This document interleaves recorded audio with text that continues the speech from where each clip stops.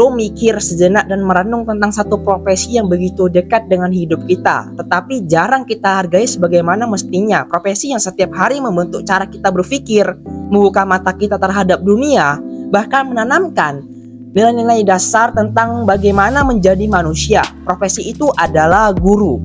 Orang yang pertama kali mengajarkan kita membaca huruf, menghitung angka, menulis kata-kata, hingga memahami konsep hidup yang sederhana namun mendasar. Namun, ironisnya, justru profesi ini sering dipandang sebelah mata di negeri kita sendiri. Tidak jarang kita mendengar kalimat seperti ini, "Ah, cuma guru doang, pasti gajinya kecil." Seolah-olah profesi guru hanyalah pilihan terakhir ketika semua pintu lain tertutup. Dan parahnya lagi, seringkali guru menjadi sasaran kritik ketika murid gagal, tapi jarang mendapatkan apresiasi ketika murid berhasil. Sekarang bandingkan dengan negara Finlandia, sebuah negara yang sering disebut sebagai salah satu sistem pendidikan terbaik di dunia. Di sana guru dipandang setara dengan dokter, insinyur, bahkan hakim. Menjadi guru adalah cita-cita yang membanggakan, bukan pilihan terpaksa.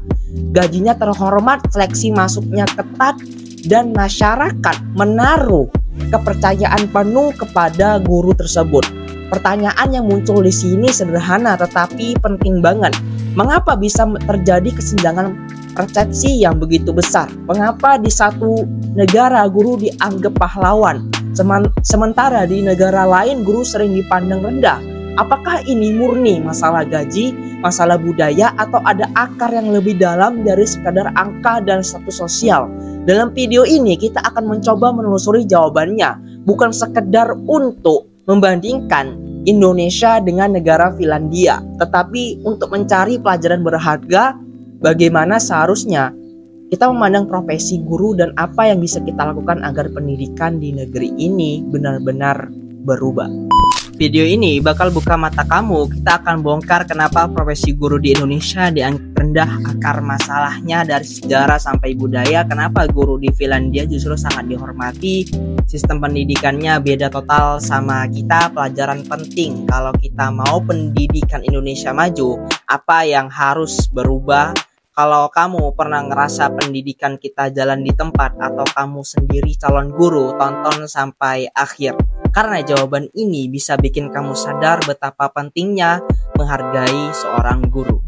Kenapa guru dianggap rendah di Indonesia? Warisan sejarah kolonial. Jika kita menelusuri akar masalahnya, kita akan menemukan jejak panjang dari masa kolonial. Pada masa penjajahan Belanda, pendidikan bukanlah hak semua orang. Hanya golongan elit dan keturunan bangsawan yang memperoleh akses ke sekolah formal. Sementara rakyat biasa dibiarkan buta huruf. Guru pribumi saat itu bukanlah sosok intelektual yang dihormati, melainkan sekedar pengajar rakyat yang diberi tugas sederhana, mengajarkan baca tulis dan hitung agar mereka bisa memenuhi kebutuhan kolonial seperti menjadi guru, juru tulis, atau pekerja administrasi rendahan. Persepsi ini meninggalkan warisan budaya yang panjang. Guru dianggap sebagai profesi kelas bawah, bukan pekerjaan prestisius. Bayangkan, ini masih terasa hingga sekarang, di mana banyak orang tua berkata kalau tidak bisa masuk dokter, hukum, atau insinyur, jadilah guru. Kalimat itu terdengar sederhana, tetapi secara tidak sadar menempatkan profesi guru di urutan belakang dalam piramida sosial.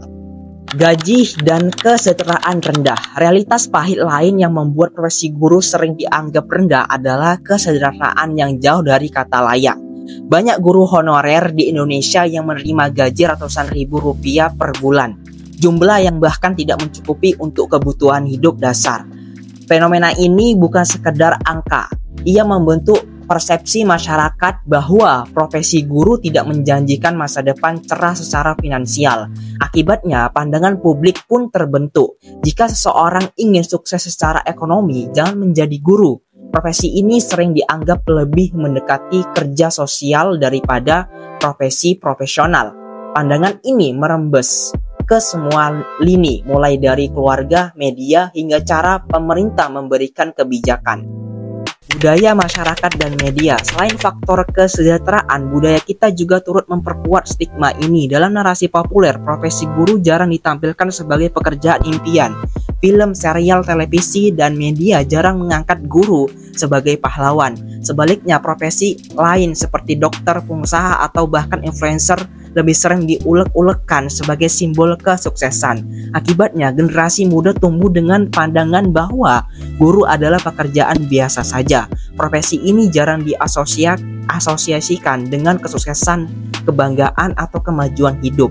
Tidak heran jika banyak siswa bercita-cita menjadi dokter, pilot, atau selebriti, tetapi jarang dengan bangga berkata, "Aku ingin jadi guru." Beban administratif dan kualitas. Mengajar, permasalahan lain yang jarang disadari adalah beban administratif yang luar biasa berat. Banyak guru di Indonesia yang waktunya habis untuk mengurus laporan, dokumen, akreditasi, dan administrasi sekolah. Waktu untuk menyiapkan materi kreatif, mendalami kebutuhan murid, atau mengasah kompetensi mengajar menjadi terbatas. Akibatnya, publik melihat guru tidak efektif.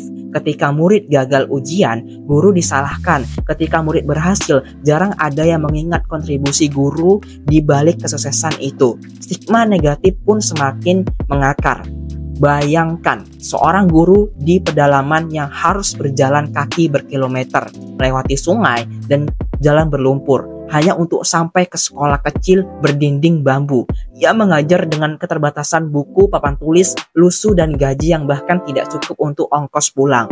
Namun ketika muridnya gagal ujian nasional, masyarakat dengan mudah menyalahkan seolah-olah kegagalan itu hanya tanggung jawab satu orang. Inilah realitas yang sering luput dari pandangan kita. Kenapa guru sangat dihormati di Finlandia? Seleksi sangat ketat, berbeda jauh dengan Indonesia. Finlandia menempatkan profesi guru di puncak persepsi sosial. Untuk menjadi guru di sana, proses seleksi sangat ketat, mirip seperti seleksi masuk fakultas kedokteran di negara lain. Hanya 10% pelamar terbaik yang diterima. Artinya, guru adalah individu pilihan, bukan profesi yang diambil karena kepepet. Hal ini menciptakan efek psikologis. Ketika masyarakat tahu bahwa guru adalah orang terbaik di bidangnya, mereka otomatis memberikan rasa hormat dan kepercayaannya. Murid dan orang tua tidak meragukan kompetensi guru karena mereka tahu proses seleksinya luar biasa ketat. Pendidikan guru setara magister. Standar pendidikan guru di Finlandia juga sangat tinggi. Semua calon guru diwajibkan menempuh pendidikan setara magister. Hal ini menempatkan profesi guru sebagai bidang akademik yang serius, bukan sekedar pekerjaan mengajar. Guru dilatih bukan hanya untuk menguasai materi, tetapi juga untuk memahami psikologi anak, metode inovatif, dan riset pendidikan terkini. Dengan latar belakang akademik setinggi ini, guru di Finlandia mampu menjadi pemimpin intelektual di kelasnya, bukan sekedar mengajar buku teks. Gaji dan otonomi tinggi. Kesejahteraan guru di Finlandia sebanding dengan profesi profesional lainnya. Mereka tidak perlu khawatir mencari pekerjaan sampingan untuk bertahan hidup, sehingga bisa fokus sepenuhnya pada murid. Lebih dari itu, guru Finlandia memiliki otonomi penuh dalam mengajar. Mereka bebas memilih metode pembelajaran tanpa tekanan ujian nasional yang kaku. Kepercayaan ini menciptakan iklim saling menghormati. Negara percaya pada guru dan guru pun merasa bertanggung jawab untuk memberikan yang terbaik. Budaya menghormati ilmu. Faktor budaya juga memegang peran penting. Finlandia memandang pendidikan sebagai fondasi utama kemajuan bangsa. Masyarakat percaya bahwa menghormati guru sama artinya dengan menghormati masa depan. Di sana, keberhasilan guru bukan hanya keberhasilan muridnya, tetapi keberhasilan seluruh bangsa. Menariknya, Finlandia juga pernah mengalami krisis pendidikan pada 1970-an. Skor pendidikan mereka di PISA termasuk rendah, namun alih-alih menyalahkan guru, mereka melakukan reformasi besar-besaran, meningkatkan standar pendidikan guru, memberikan otonomi penuh, dan menjadikan profesi ini bergengsi. Hasilnya, dalam beberapa dekade, Finlandia berubah menjadi salah satu negara dengan sistem pendidikan terbaik di dunia. Apa dampak perbedaan ini? Perbedaan cara pandang ini melahirkan dua realitas yang sangat kontras. Di Indonesia, banyak guru mengalami burnout atau kelelahan mental. Mereka terjepit antara tuntunan, administrasi, gaji rendah, dan ekspektasi tinggi dari masyarakat. Tak jarang guru yang awalnya idealis akhirnya memilih pindah profesi atau sekedar mengajar untuk menggugurkan kewajibannya. Dampaknya jelas, kualitas pendidikan sulit meningkat secara signifikan. Di Finlandia, guru justru menjadi motor penggerak inovasi pendidikan. Mereka memilih waktu, sumber daya, dan dukungan moral untuk mengembangkan metode belajar kreatif. Hasilnya terlihat, siswa Finlandia terkenal santai, tetapi hasil belajarnya tetap unggul secara global. Perbedaan ini menciptakan jurang yang lebar. Satu negara memandang guru sebagai pahlawan, satu negara memandang guru hanya sebagai pekerja. Pertanyaannya, ke arah mana kita ingin bergerak? Coba kamu bayangkan kalau suatu hari di Indonesia profesi guru dipandang setara dengan dokter, insinyur, atau hakim. Bayangkan kalau kita memberi mereka gaji yang layak, kebebasan untuk mengajar tanpa tekanan administratif berlebihan, dan kepercayaan penuh dari masyarakat.